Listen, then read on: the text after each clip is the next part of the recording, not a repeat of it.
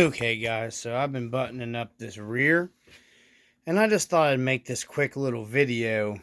I was going to run the RC 4-wheel drive anti-wrap bar here that I prefer to run because I think it gives a little more of a scale look. And I just like the RC 4-wheel drive anti-wrap bar. Nothing against the A&M garage one. It's fine too. I'm running it on several other trucks. I ran into some issues that I don't buy any more A&M parts, just for a personal reason.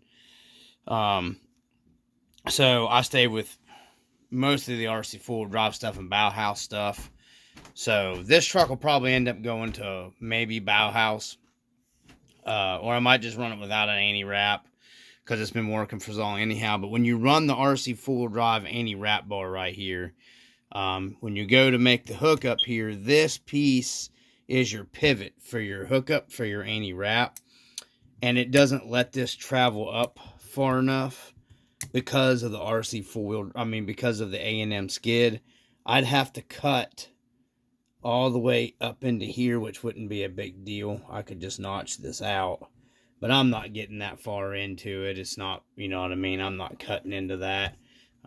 Like I said, it's no big deal, but if you want to run the RC 4-wheel drive one, you could cut it. Like I said, simplest thing would be just to buy the A&M one, but I'm not buying any more parts off of them, and it's a personal thing, and I'm not getting into that. But, so anybody out there, I'm just doing this little quick video. If you run into this and you have the RC 4-wheel drive, anti-wrap, then, which is a very nice quality part, guys, by the way. Super nice, aluminum, steel. These are plastic, but no big deal. I've not had any issues running these on my other trucks. And I just think they're really nice and they're clean and they hide well under the truck. But, yeah, you're going to have to notch your skid plate over here, at least up into this corner out, to get this to where it'll pivot far enough. And you might have to go actually a little further than that. I'm just guessing probably like right in here, and then maybe to give you travel. So it's not a big deal, because I'm just not getting into that cutting and grinding right now, because I want to try to get the truck back out on the trail. So just thought I'd throw this little video together for you guys, just a quick. You're going to run into that if you have A&M and RC 4-wheel drive anti-wrap, or at least from what my configuration is. So anyways, from the RC Dungeon, peace. Alright guys, so I decided to go ahead and cut. This is what we're cutting. The clearance is our little pivot mount for our RC 4-wheel drive anti-wrap. We're going to be cutting this section out if you're running the A&M. I'm just cutting probably farther than I need to be, so I don't got to keep screwing around with it and grinding and cutting. So safety first, safety glasses. This is pretty heavy duty stuff, so we're gonna go slow on slow mode here with our cutter wheel. Always wear safety glasses. I'm gonna try our battery Dremel first here.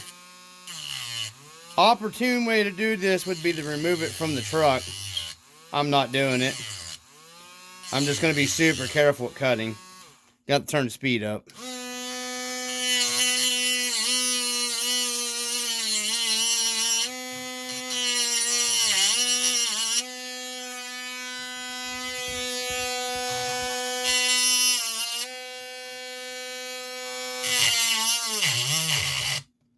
Yeah, I think my battery's about dead. Yeah, okay guys, I'm gonna pause and be back. Right, so we moved up to the big Dremel here.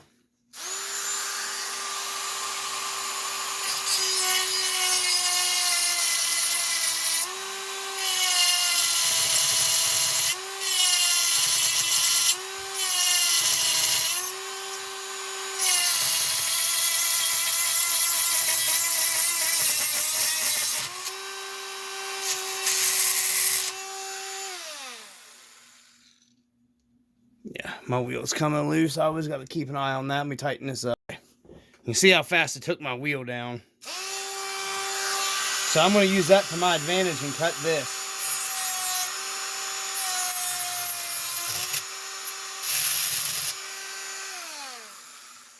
Loosen my screw up again. So tighten it back down. No idea why this is coming loose that bad.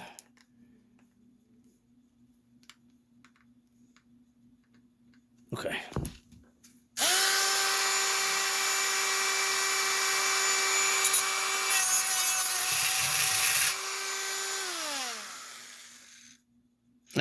Strip the hole out in my...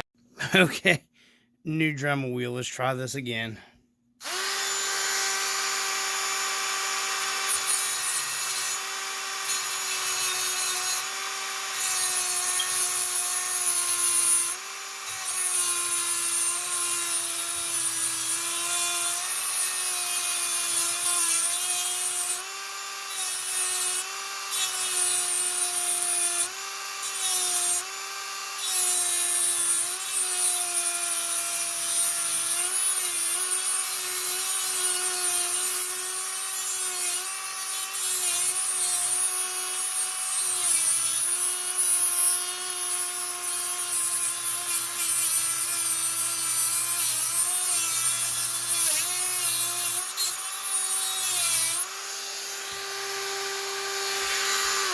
And I've managed not to get into my chassis.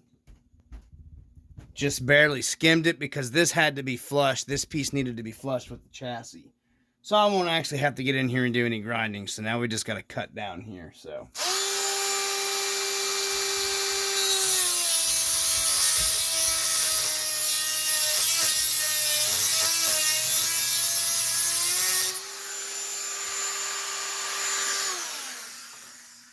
Let me get a pair of pliers. That's probably hot. Some needle nose pliers. That metal actually cut a lot easier than I figured it would, so there we go. And then I'll show you what I mean here. Didn't get into anything. Didn't get into my chassis. Need to clean that up a little bit with the grinding wheel. But this is the piece that I was talking about, guys. So... let me turn the truck around. This has to screw into your piece here. We'll grab... yeah, this is the right one. It's a 2 mil. So, because this tightens into your rock slider if you have one. This is what I was referring to. This has to be able to come up to where you need it.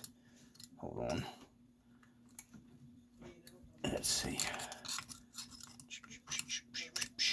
If I can get it dangling down here. There. This has to be here to hook up to your AntiWrap bar. See? This is where this has to be.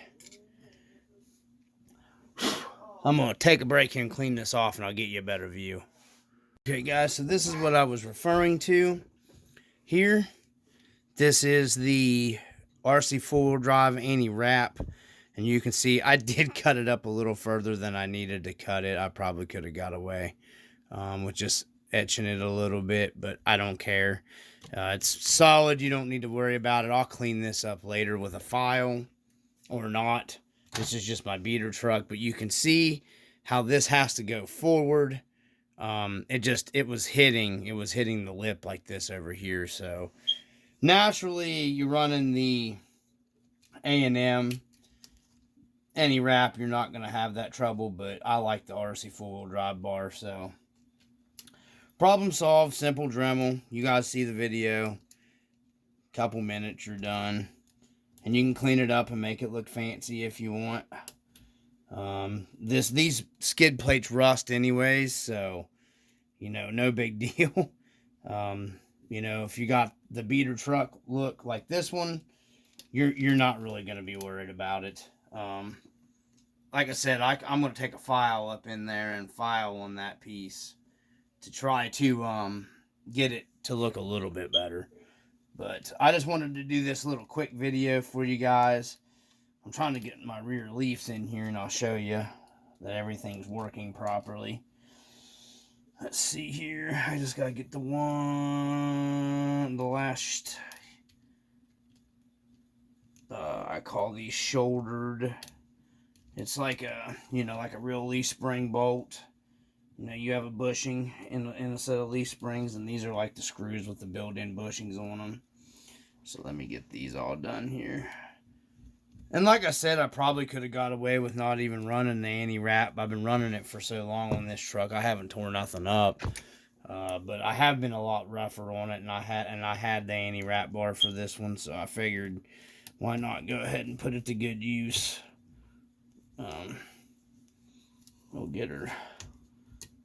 I've nicknamed this truck the Claptrap, anyways, because it's a little bit of just everything, and it's my favorite truck just to take out and beat on. It's got the bigger, almost 4.2 tires on it, out of all my stuff, so I just got to hook the shocks up, but you guys can see here, there's the anti-wrap installed. You know, it takes your wrap out of your rear leaf springs pretty good. So it just keeps you from wrapping up and bending your leaves. You can see these leaves already got some pretty good. They're well used, so, and everything's working smooth. Everything's nice and smooth on it. So minus the shocks that's stuck up in there, but yep, everything's good to go. There we go. Now we get shock out of the way, you can see. So that's it, guys. But that's what the Rc4wd AntiWrap bar looks like up in there. She's ready to rock and roll. So anyhow, guys, I just thought I'd do that little video how to. You guys can do a lot cleaner of an install than me, obviously. This was just quick. I didn't even want to take it all apart, so I just was real careful and cut it there, as you can see in the video. So anyways, from the RC Dungeon, peace.